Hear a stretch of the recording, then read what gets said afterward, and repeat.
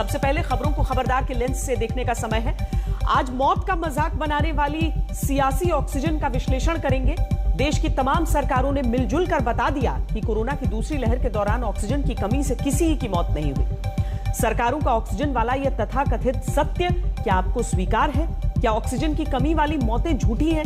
क्या सड़क से लेकर सोशल मीडिया तक जो मदद मांगी जा रही थी, लोग मर रहे थे, अफरा तफरी में अस्पतालों के चक्कर काट रहे थे, वो सब झूठ था और सरकारें 100% सच बोल रही हैं? इन सवालों का जवाब आज ढूंढना होगा। ऑक्सीजन पर सरकारों का सच से सामना होना ही चाहिए। इसके बाद आपको अफगानिस्तान से आज तक संवाददाता अशरफ वानी की एक्सक्लूसिव रिपोर्ट दिखाएंगे। आज तालिबान का कमांडर अपनी क्रूरता की कहानी खुद अपनी जुबान से बताएगा। यह तालिबानी दहशत का वर्जन 2.0 है, जिसके तहत तालिबान अफगानिस्तान पर कब्जे की सधी हुई मार्केटिंग कर रहा है और उसने अपना रवैया आक्रामक बनाया हुआ है। आपके काम की खबर यह है कि असम से कोरोना का एक बहुत ही चौंकाने वाला मामला सामने आया है। डिब्रूगढ़ में एक डॉक्टर में कोरोना के 2 वेरिएंट्स का संक्रमण पाया गया। अल्फा और डेल्टा वेरिएंट के डबल प्रहार का क्या असर हो सकता है, आज ये जानना आपके लिए जरूरी है। और शुरू में ही आपको एक्स्ट्रा खबरदार भी कर देते हैं। अहमदाबाद की कंपनी जाइडस कैडिला की वैक्सीन जाइकोव डी तैयार हो गई है। इसके 3 परीक्षण पूरे हो गए और इसे जल्द ही केंद्र सरकार से मंजूरी मिल सकती है। इस वैक्सीन से देश में बच्चों को कोरोना से सुरक्षित करने का रास्ता मिल जाएगा। आपको बता दें कि यह डीएनए तकनीक से बनने वाली पहली वैक्सीन है और जाइकोव डी के 1 करोड़ डोज बनाने की क्षमता शुरुआत में रहेगी। लेटेस्ट सीरो सर्वे के अनुसार भारत के करीब 68% लोगों ने कोरोना से लड़ने वाली एंटीबॉडी विकसित कर ली और वायरस से लड़ने में सक्षम हो चुके हैं। लेकिन यह समय लापरवाही का नहीं है। कोरोना की तीसरी लहर की आशंका देखते हुए स्वास्थ्य मंत्रालय ने अपनी गाइडलाइंस में कुछ महत्वपूर्ण बातें कही हैं। इन्हें गांठ बांध लेना चाहिए। 32% लोग अब भी कोरोना से सुरक्षित नहीं हैं। गैर जरूरी यात्राओं से इस समय बचना चाहिए। फुल वैक्सीनेशन यानी दोनों डोज सही अंतराल पर लेने के बाद ही यात्रा करें। कई राज्यों ने सभाओं के लिए पाबंदियों में ढील दी है, लेकिन अभी इससे बचने की जरूरत है। कुछ राज्यों में कोरोना के खिलाफ हाई इम्यूनिटी मिली है, जबकि कुछ जगहों पर यह बहुत कम है। आज खबरदार में विश्लेषण की शुरुआत सत्य की ऑक्सीजन से करते हैं। कोरोना की दूसरी लहर में मौत का जो तांडव देश ने देखा, वो भूलने वाली घटना नहीं है। कोई ये भी नहीं भूल पाएगा कि उस समय देश की स्वास्थ्य व्यवस्था चरमरा गई थी। ऑक्सीजन की किल्लत का मामला दिल्ली और इलाहाबाद हाईकोर्ट्स के साथ ही सुप्रीम कोर्ट तक पहुंचा था और अदालतों ने कहा था कि मेडिकल ऑक्सीजन की कमी से देश तड़पता है तो यह बर्दाश्त नहीं होगा। लेकिन अब देश की संसद को बताया गया है कि ऑक्सीजन की कमी से कोरोना की दूसरी लहर में एक भी मौत रिपोर्ट नहीं हुई। इस सरकारी जवाब पर खूब राजनीति हो रही है। इस ऑक्सीजन पॉलिटिक्स को आगे डिकोड करेंगे, लेकिन सबसे पहले आपको यह जानना चाहिए कि सरकार ने अपने लिखित जवाब में असल में कहा क्या है। कांग्रेस नेता केसी वेणुगोपाल के सवाल के जवाब में राज्यसभा में स्वास्थ्य राज्य मंत्री डॉक्टर भारती प्रवीण पवार ने अपने जवाब में बताया कि स्वास्थ्य राज्यों का विषय है। सभी राज्यों और केंद्र शासित प्रदेशों को मौतों की रिपोर्टिंग की विस्तृत गाइडलाइन केंद्रीय स्वास्थ्य मंत्रालय की ओर से जारी हुई है। इसी आधार पर सभी राज्य और केंद्र शासित प्रदेश कोविड के मामलों और मौतों की जानकारी नियमित तौर पर स्वास्थ्य मंत्रालय को देते हैं। हालांकि किसी राज्य या केंद्र शासित प्रदेश ने ऑक्सीजन से कमी से कोई भी मौत रिपोर्ट नहीं की। इस सरकारी जवाब में ऑक्सीजन की कमी से मौत को नकारा गया, लेकिन सरकार ने यह माना है कि दूसरी लहर में ऑक्सीजन की डिमांड सारी हदों के पार चली गई थी। लिखित जवाब में यह बताया गया है कि कोरोना की दूसरी लहर में 9000 मीट्रिक टन तक ऑक्सीजन डिमांड हुई, जबकि पहली लहर में अधिकतम डिमांड 3095 मीट्रिक टन थी।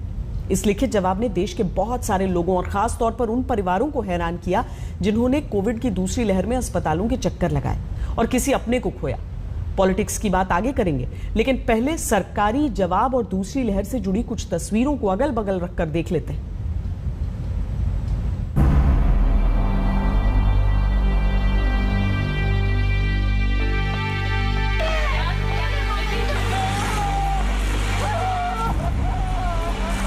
डॉक्टर ही मना करे ऑक्सीजन नहीं है। हर हॉस्पिटल की यही कंडीशन है कि ऑक्सीजन नहीं है। 15 आदमी बिना ऑक्सीजन के कारण यहाँ से मर चले गए दुनिया से छोड़कर। मतलब कि 2 घंटे तक पेशेंट जो है बिना ऑक्सीजन के तड़प रहे थे।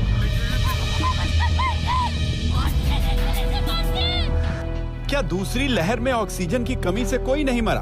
क्या इस बात को वो लोग सहर्ष स्वीकार कर लेंगे जिन्होंने किसी अपने की सांसों को ऑक्सीजन की कमी की वजह से डूबते हुए देखा है? क्या कोई सरकारी जवाब आम लोगों पर गिरे पहाड़ जैसे दुखों को झुठला सकता है? क्या ये तस्वीरें फिर से उठ खड़ी हुई हैं और जवाब मांग रही हैं इस देश के तमाम जनप्रतिनिधियों से, तमाम सरकारों से? अप्रैल और मई के उस वक्त को याद करिए जब कोरोना की दूसरी लहर में हजारों लोगों की सांसें डूब गई थी। जहां देखो वहां बदहवासी, अफरा तफरी, चीखें, मदद की पुकार, मौत का आलम था। हर अस्पताल के बाहर दुख और आक्रोश की ऐसी ही तस्वीरें दिखाई देती थी। ऑक्सीजन खत्म है, वहाँ ले जाओ, जहाँ बता रहे हैं वहाँ जा रहे हैं, भर्ती कोई नहीं कर रहे। बस एक ही बात बोले जा रहे कि ऑक्सीजन खत्म है। पहले तो वहाँ गए, होम थिएटर साइंस जो है वहाँ गए, वहाँ से वो भेजा संतोष में, संतोष से आए, फिर इसके जैन के गए, वहाँ भी नहीं हुआ। जयनगर गए, वहाँ से भी उल्टा भेज दिया। कई हॉस्पिटल हम सुबह से हॉस्पिटल का चक्कर काट रहे हैं। राज्यों से मिले आंकड़ों पर आधारित सरकारी जवाब व्यवस्था का थप्पड़ है जो पीड़ित परिवारों पर पड़ा है। ऑक्सीजन की किल्लत की वजह से अगर किसी की मौत नहीं हुई तो फिर दिल्ली के जयपुर गोल्डन अस्पताल में 3 महीने पहले जो कुछ हुआ था वो क्या था? तब ऑक्सीजन की कमी से 24 घंटे में कई लोगों की मौत की खबर आई थी। क्या वो झूठी थी? जब ऑक्सीजन नहीं है तो पेशेंट क्या करेगा? हमें कहते हैं हमने छोटे सिलेंडर से दिया, अरे इतना NIV पे इतनी चाहिए ऑक्सीजन चाहिए, छोटे सिलेंडर से पेशेंट उधर तड़फ रहा है। 6 पेशेंट उसी वार्ड में मर गए। 9:55 पे इनकी ऑक्सीजन खत्म हो गई, जबकि डॉक्टर्स को, मैनेजमेंट को ये पता होता है कि हमारे पास कोटा कितनी देर का बचा हुआ है। तो वो अगर चाहते 2 घंटे पहले अगर पेरेंट्स को बताते कि भाई आपके पेशेंट के लिए हमारे पास ऑक्सीजन नहीं है, तो हम भागते दौड़ते कहीं से ब्लैक में लाते, कोशिश करते अपने पेशेंट को बचाने की कोशिश तो करते। उनके नसों से पीछे ऑक्सीजन नहीं थी जी, ऑक्सीजन बंद हो गई थी। जिन्हें हमें बचाया था हमने बचाया, बाकी वो चले गए।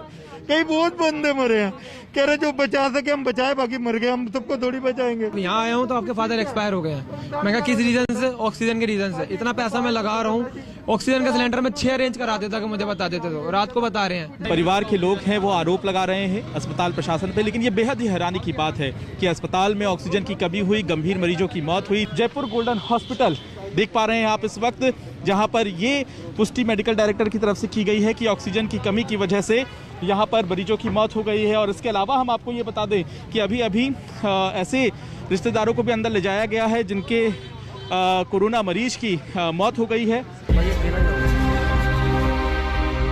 ये तस्वीर अमृतसर की है। तारीख थी 24 अप्रैल 2021। वहां नीलकंठ अस्पताल में भी 6 मरीजों ने ऑक्सीजन की कमी की वजह से दम तोड़ा था। सुनिए दर्द की ये कहानी।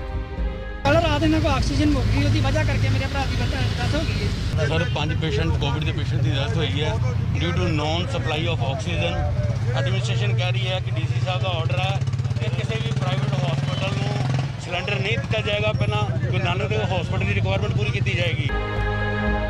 अगर सरकार कहती है कि ऑक्सीजन की कमी से कोई मौत नहीं हुई तो क्या ये लोग झूठ बोल रहे थे, या फिर सिस्टम ये कहना चाहता है कि इन लोगों को हालात का अंदाजा ही नहीं था? आगरा की ये तस्वीर किसी को भी परेशान कर सकती थी। एक शख्स ऑक्सीजन के लिए पुलिस वाले के सामने गिड़गिड़ा रहा है।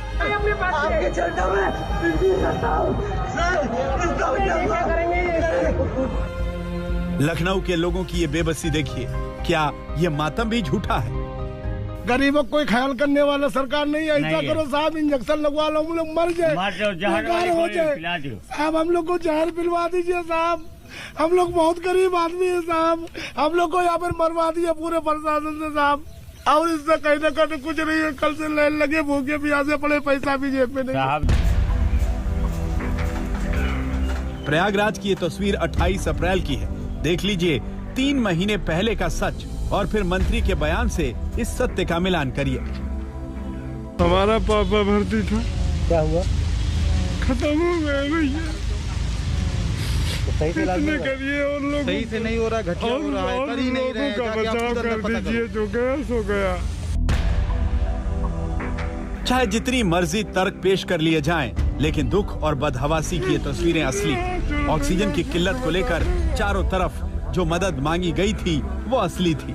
तब अस्पतालों ने मदद के लिए जो ट्वीट किए थे वो भी कोई मजाक या सोशल मीडिया पर पोस्ट किया हुआ मीम नहीं था। ये सब असली तस्वीरें हैं। ऐसे में ये कहना कि ऑक्सीजन की कमी से कोई नहीं मरा एक क्रूर मजाक से कम नहीं है।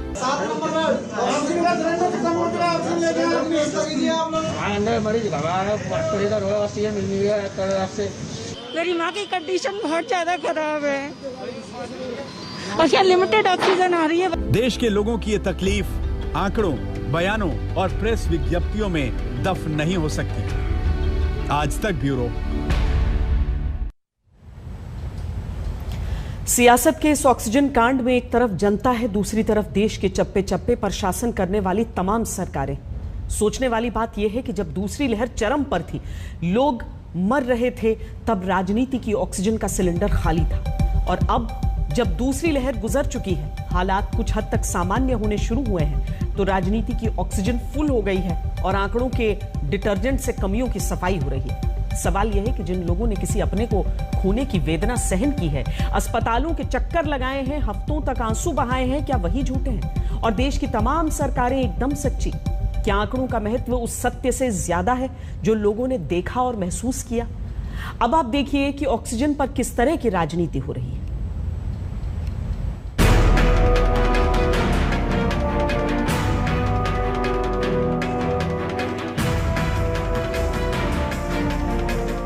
अस्पतालों में ऑक्सीजन की सप्लाई भले ही कभी कम ज्यादा हो जाए, लेकिन पॉलिटिक्स के लिए ऑक्सीजन की कमी कभी नहीं होती। सरकार ने जैसे ही ये कहा कि राज्य सरकारों और केंद्र शासित प्रदेशों से जो आंकड़े रिपोर्ट हुए, उनके अनुसार दूसरी लहर में ऑक्सीजन की कमी से कोई नहीं मरा, उसी समय एक राजनीतिक चक्रवात बनना शुरू हो गया। राहुल गांधी ने सरकार पर तीखे ट्वीट से फायरिंग की। उन्होंने लिखा, सिर्फ ऑक्सीजन की ही कमी नहीं थी, संवेदनशीलता व सत्य की भारी कमी तब भी थी, आज भी है। प्रियंका गांधी ने भी लिखा, मौतें इसलिए हुई क्योंकि महामारी वाले साल में सरकार ने ऑक्सीजन निर्यात 700% तक बढ़ा दिया, क्योंकि सरकार ने ऑक्सीजन ट्रांसपोर्ट करने वाले टैंकरों की व्यवस्था नहीं की। पूरा विपक्ष सरकार पर हमले कर रहा है, विशेषाधिकार हनन का प्रस्ताव लाने की तैयारी हो रही है। वहीं बीजेपी के तेवर भी आक्रामक है। उसका तर्क ये है कि राज्यों की रिपोर्ट के आधार पर ही केंद्र ने अपनी रिपोर्ट दी है। ऐसे में राज्यों को बताना चाहिए कि आखिर उन्होंने सच्चाई क्यों छिपाई। मोदी सरकार ने देश के लाखों लोगों की मौत का मजाक उड़ाया है। ये मोदी सरकार ने लोगों के दर्द पे अट्ठास लगाया है। तो मुझे लगता है कि ये कहीं ना कहीं इस बात को भी दर्शाता है कि इस सरकार को न किसी की जान की परवाह है और न देश के सामने सच बोलना है। हर चीज को छिपाना है, हर चीज को ढांकना है। जिस किसी ने भी मंत्री महोदय को ये जवाब तैयार करके दिया है, वो संभवतः उसकी संवेदनाएं मर चुकी है। कमी नहीं है कहूँगा। मैं समझता हूँ अगर इस तरह की टिप्पणी कर रहे हैं, इस तरह के लिखित आंसर दे रहे हैं या ओरली दे रहे हैं, ये संदेश साफ है कि ये अभी भी एक्नॉलेज करने को तैयार नहीं।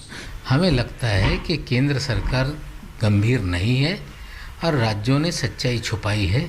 हम तो चाहते हैं कि केंद्र सरकार इसकी जांच कराए। पूरे देश में ऑक्सीजन के अभाव से, ऑक्सीजन की शॉर्टेज से, ऑक्सीजन न मिलने से जो लोग मर गए, उनके परिजनों ने सरकार के ऊपर मुकदमा दायर करना चाहिए कि झूठ बोल रहे और फलाना फलाना हमारा बेटा, हमारा भाई, हमारे पिताजी, हमारी माँ ऑक्सीजन की शॉर्टेज से ही उनकी मृत्यु हुई है। ऑन रिकॉर्ड है सब। अगर केंद्र की सरकार टीम भेज दे कि दिल्ली सरकार के पास जाइए और वहां से आंकड़े लेकर आइए, अगर आप टीम भेज दें बंगाल में कि जाइए वहां से आंकड़े लेके आइए क्योंकि ये तो सही आंकड़े नहीं दे रहे हैं, तो ये लोग सब कहेंगे अच्छा ये तो लोकतंत्र की हत्या कर रहे हैं, दे आर किलिंग डेमोक्रेसी। मतलब इधर भी गड्ढा उधर भी खाई। आप रिपोर्ट भी नहीं करेंगे और अगर हम उनसे पूछेंगे कि आपकी रिपोर्ट क्या है वरना हम रिपोर्ट कर दें तो बोलेंगे डेमोक्रेसी का डेथ हो गया। देख लिया ना आपने, ऑक्सीजन संकट से हुई मौतों की जिम्मेदारी से पूरी की पूरी सियासत अपना पल्ला झाड़ रही है। अलग अलग राज्यों के स्वास्थ्य मंत्री भी तर्क वाले ऑक्सीजन सिलेंडर लेकर मैदान में डटे हैं। ये बिल्कुल असत्य है, गलत बात है। दिल्ली के अंदर भी और देश के अंदर भी बहुत जगह पर ऑक्सीजन की कमी से कहीं डेथ हुई, बहुत ही दुखद था, बहुत ही दुर्भाग्यपूर्ण था, ऐसा नहीं होना चाहिए था। जहाँ तक छत्तीसगढ़ का सवाल है, ये सही है कि ऑक्सीजन से रिपोर्टेड कमी के चलते रिपोर्टेड डेथ्स नहीं है, हम सरप्लस स्टेट रहे और प्रबंधन में कहीं ना कहीं लास्ट मिनट में कोई कहीं बैकअप कैसा था क्या नहीं था, 2-4 मिनट का भी ऑफ हुआ हो, वरना ऑक्सीजन की कमी से डेथ छत्तीसगढ़ में रिकॉर्डेड नहीं है, ये तो सही है। तो ये कहा जा सकता है कि बिहार में ऑक्सीजन की कमी से कोई मरीज की मौत नहीं ना। जो भी अस्पताल के अंदर हमारे मरीज आए, सभी अस्पतालों में, सरकारी और प्राइवेट अस्पतालों में मरीजों को हमने ऑक्सीजन दिया। भारत सरकार ने जो भी बात कही है, राज्यों से जो रिपोर्टें गई हैं उसी के आधार पर उन्होंने बात की। सब जो आंकड़े कलेक्ट किए गए आंकड़ों के आधार पर उन्होंने जानकारी दी। आप ये मानते हैं, बतौर स्वास्थ्य मंत्री आप ये दावा करते हैं कि मध्य प्रदेश में ऑक्सीजन से कोई नहीं मारा कमी से? नहीं, ऑक्सीजन की कमी ऐसी के कारण कोई मृत्यु नहीं हुई है। कुल मिलाकर कहानी ये है कि दूसरी लहर की मार के बाद अब आंकड़ों का अत्याचार हो रहा है। यहाँ ऑक्सीजन की कमी पर नितिन गडकरी का ये बयान सुनना जरूरी है। मुझे बहुत दुखद रूप से ये देखने का मौका मिला कि ऑक्सीजन न होने के कारण हॉस्पिटल के कंपाउंड वॉल के बाहर लोगों की मृत्यु देखने के लिए मिली। दुखद रूप से ये वीडियो 18 मई 2021 का है, जब गडकरी वीडियो कॉन्फ्रेंसिंग के जरिए एक कार्यक्रम में शामिल हुए थे। शायद नितिन गडकरी को तब इस बात का अंदाजा नहीं होगा कि 3 महीने बाद उनकी ये बात राज्यों के आंकड़ों के आधार पर संसद में ही झूठला दी जाएगी। खैर, इस पूरी पॉलिटिक्स ने 3 महीने पुरानी तस्वीरों को जिंदा कर दिया है, जो अब आंकड़ों को आईना दिखा रही हैं। वैसे ये भी नहीं भूलना चाहिए कि सियासत के चैंपियंस के लिए ये समय तीसरी लहर से बचाव पर फोकस करने का है, आंकड़ों के साबुन से सत्य को धोने का नहीं। पटना से सुजीत झा, भोपाल से रवीश पाल सिंह और जितेंद्र बहादुर सिंह के साथ आशुतोष मिश्रा, दिल्ली आज तक। यहां खबर की पूरी पिक्चर भी देख लेते हैं। दूसरी लहर के दौरान कई ऐसी घटनाएं हुई जो आज भी ऑक्सीजन की कमी से हुई मौतों का सवाल उठाती। 1 मई को बतरा अस्पताल में 12 लोगों की मौत हो गई थी। तब बतरा अस्पताल के मेडिकल डायरेक्टर SCL गुप्ता का बयान यह था कि जब हम ऑक्सीजन सप्लाई बहाल करने की कोशिश कर रहे थे तब आईसीयू में 6 मरीजों की जान चली गई। इसी तरह गोवा में भी 11 से 15 मई के बीच 83 मौतें हुई थीं। तब गोवा के स्वास्थ्य मंत्री विश्वजीत राणे का बयान आया था कि GMCH में जिस तरह लोगों की मौत हुई है उसका कारण ऑक्सीजन की कमी हो सकता है। ये सिर्फ 2 उदाहरण हैं, ऐसे बहुत से मामले होंगे जिनमें लोग ऑक्सीजन की कमी का शिकार हुए होंगे। सोचने वाली बात यह भी है कि अगर सब कुछ ठीक था तो अस्पताल बार बार लोगों की जान की दुहाई देते हुए कोर्ट के पास क्यों जा रहे थे और कोर्ट ऐसे मामलों में सख्त टिप्पणियां क्यों कर रहे थे। 5 मई को सुप्रीम कोर्ट में सुनवाई हुई और कोर्ट ने कहा कि केंद्र सरकार दिल्ली को ऑक्सीजन सप्लाई का प्लान बताए। उसी दिन इलाहाबाद हाई कोर्ट ने कहा कि जो हो रहा है वो नरसंहार से कम नहीं। 4 मई को दिल्ली हाई कोर्ट ने केंद्र सरकार से कहा कि आप अपनी आंखें मूंद सकते हैं, हम नहीं। इससे पहले 30 अप्रैल को भी दिल्ली हाई कोर्ट ने कहा था राज्य फेल हो गया, हम फेल हो गए। ऐसी बहुत सी टिप्पणियां उस दौरान की गई थी, लेकिन सरकारों ने लगता है कि इससे कोई सबक नहीं लिया और अब समस्या को स्वीकार करके सुलझाने के बजाय आंकड़ों से साफ किया जा रहा है। एक ब्रेक के लिए रुक रहे हैं। ब्रेक के बाद आपको असम के हैरान कर देने वाले कोरोना केस के बारे में बताएंगे। वहां एक महिला डॉक्टर में 2 कोरोना वेरिएंट्स का संक्रमण पाया गया है। यह बहुत गंभीर मामला है। इसके विश्लेषण के लिए बस इस ब्रेक के बाद का इंतजार कीजिए। रहिए खबरदार।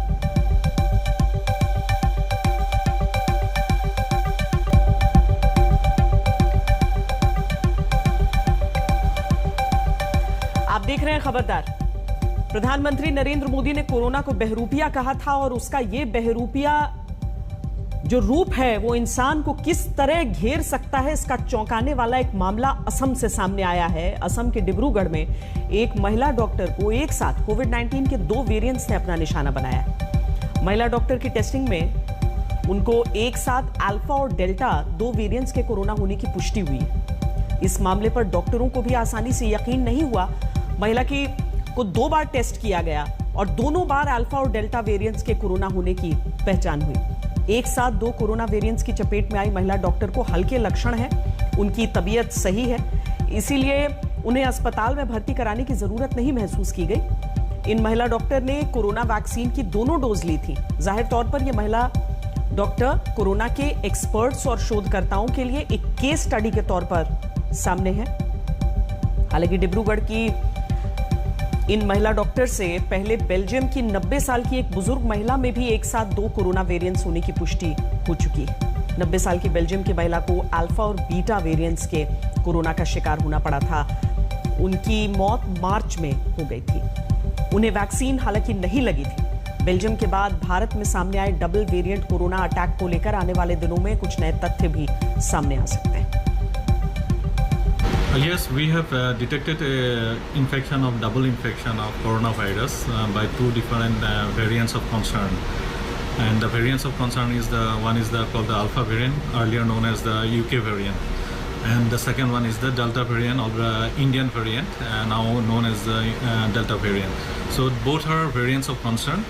And the lady doctor was found to be infected simultaneously with both the variants. So it is rarely reported actually, but it may be common. And the clinical significance is that it doesn't carry much clinical significance actually. It will be similar to any other mono infection of the virus. So nothing to worry about that. एक साथ एक मरीज में corona के 2 variants की खबर चौंकाती जरूर है, लेकिन एक्सपर्ट्स इस पर हैरान नहीं है। इस खबर के सभी पहलुओं पर खबरदार करने के लिए हमने पूरी पिक्चर समझाने वाला विश्लेषण तैयार किया है। सहज सवाल है कि डबल इन्फेक्शन होता कैसे? इसका जवाब है कि एक से अधिक संक्रमित व्यक्ति जो अलग अलग वेरिएंट्स के शिकार हों, उनके संपर्क में आने से ऐसा मुमकिन है।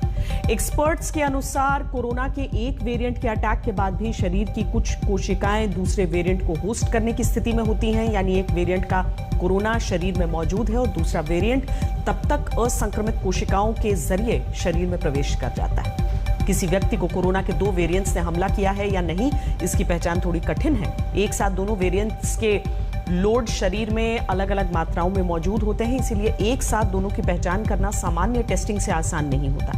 एक साथ शरीर में 2 वेरिएंट्स के कोरोना की पुष्टि जीनोम सीक्वेंसिंग से हो सकती है, लेकिन जीनोम सीक्वेंसिंग से भी डबल इन्फेक्शन की पहचान छूट सकती है। सबसे अहम सवाल ये कि किसी व्यक्ति में डबल इन्फेक्शन कितना खतरनाक है। इसका जवाब है कि संक्रमित व्यक्ति के रोगों से लड़ने की उसकी क्षमता पर निर्भर करता है। डिब्रूगढ़ की महिला डॉक्टर को सामान्य लक्षण ही हैं, हालांकि शरीर में डबल इन्फेक्शन होना म्यूटेशन की रफ्तार बढ़ा सकता है, क्योंकि एक ही कोशिका पर जब 2 वेरिएंट्स एक साथ हमला करेंगे तो उन दोनों वेरिएंट्स के बीच म्यूटेशन की नई आशंकाएं पैदा होंगी। कोरोना के हमले के बाद बात तालिबान के हमलों की, जिसने अफगानिस्तान को गृह युद्ध की स्थिति में फिर से ला खड़ा किया है। अफगानिस्तान के इस संकट को कवर करने के लिए आज तक भारत का इकलौता न्यूज चैनल है जो वहां मौजूद है। आज तक संवाददाता अशरफ वानी ने अपनी ताजा रिपोर्ट में तालिबान के कमांडर का इंटरव्यू भेजा है। इस इंटरव्यू में तालिबान खुद की मार्केटिंग करके ये समझाने की कोशिश कर रहा है कि अफगानिस्तान पर कब्जे की उसकी जंग अफगानिस्तान के हित में है।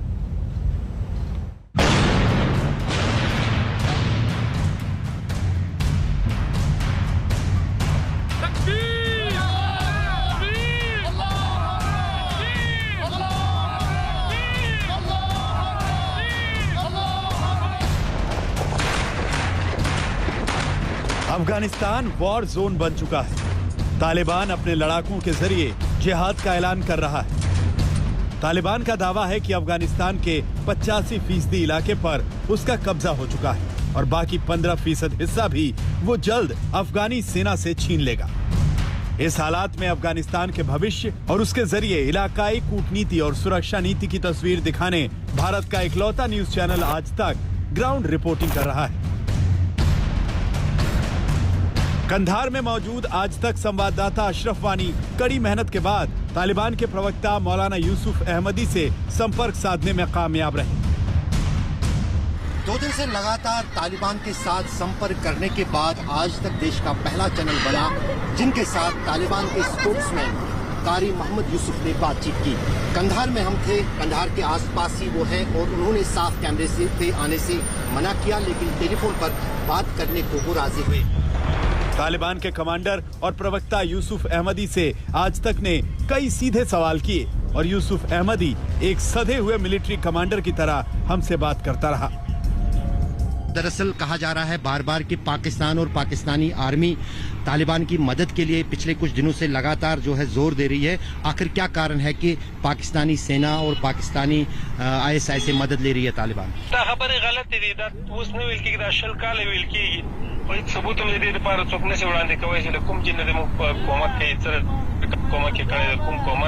ये बोलता है ये बात गलत है। ये 20 साल से यही अफवाह है कि पाकिस्तान जो है ना तालिबान के साथ हेल्प कर रहा है। ये सारे झूठ है, सारे अफवाह है। हमारे साथ कोई भी हेल्प नहीं कर रहा।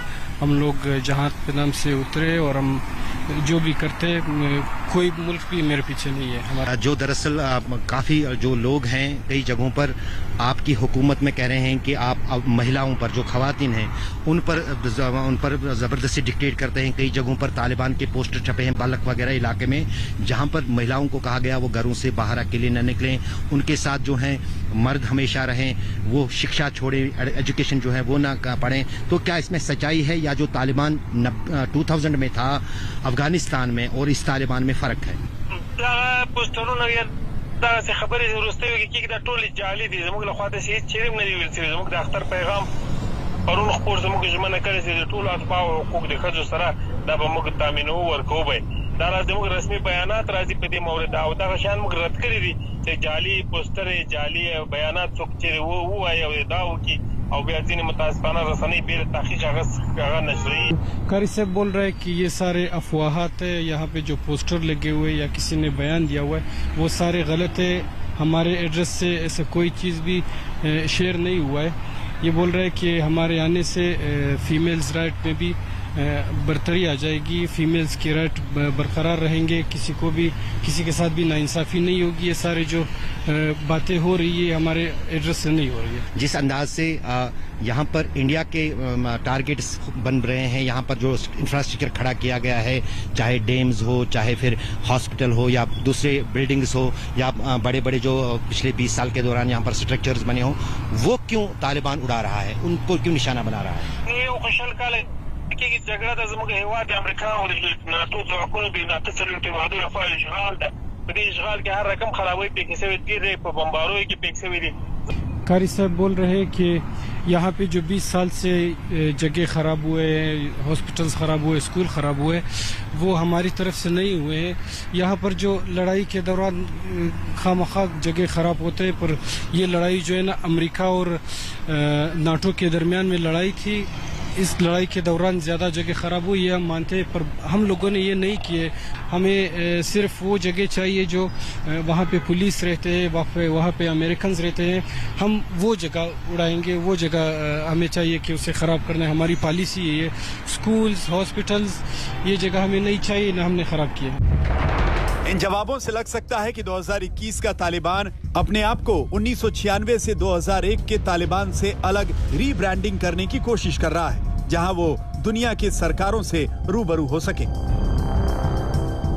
लेकिन तालिबान की सच्चाई उसके कमांडर की जुबानी हमें मिल ही गई। विदेशी न्यूज एजेंसी के भारतीय पत्रकार दानिश सिद्दीकी की हत्या पर तालिबान की दलील गले उतरने वाली नहीं। कारी साहब से आप ये पूछे कि दरअसल कुछ दिन पहले जो है कंधार के पास एक हिंद का जो है जर्नलिस्ट मारा गया, आखिर तालिबान की गोली से वो क्यों मरा?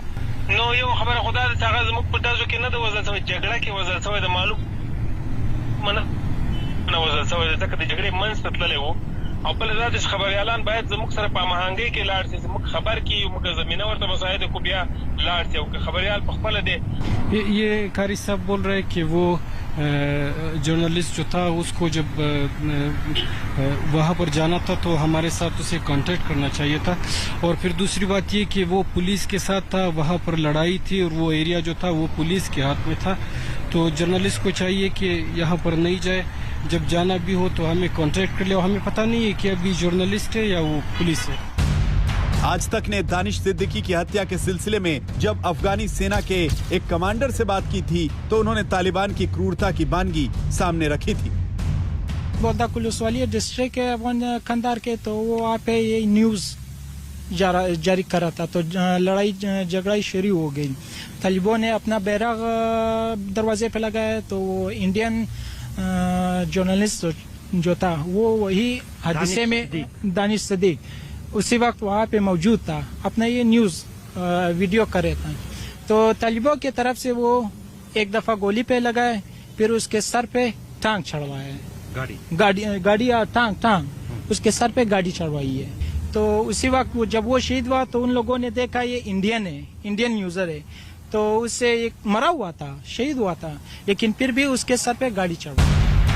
तालिबान मध्ययुगीन सोच पर चलने वाला एक ऐसा कट्टरपंथी संगठन है जिससे किसी संवेदनशीलता की उम्मीद बेमानी होगी।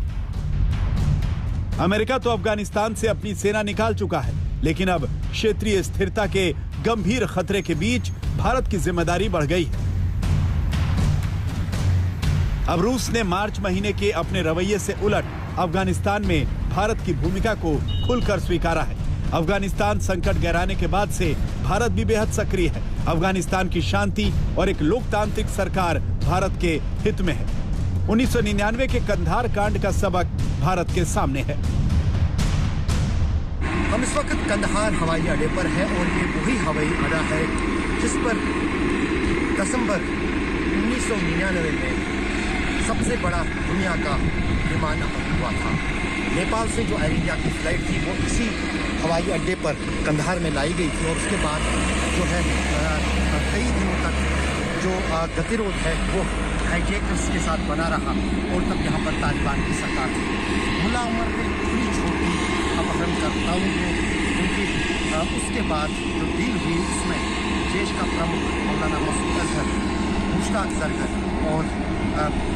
और एक जो है जहाजी उसके बदले जो है उन सभी विमान में सवार यात्रियों को छुड़ाया गया।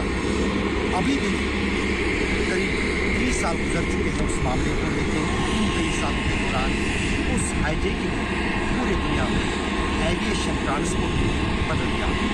तारिकों के साथ अशरफ आली, कंधार एयरपोर्ट। चीन के हेनान प्रांत में मूसलाधार बरसात के बाद कम से कम 16 लोगों की जान चली गई है। हेनान की राजधानी जेंगजू में भारी बारिश हुई है। तस्वीरों में साफ दिख रहा है कि पानी शहर की सड़कों से लेकर सुरंगों, सबवे, रेलवे की पटरियों सबको डुबा गया।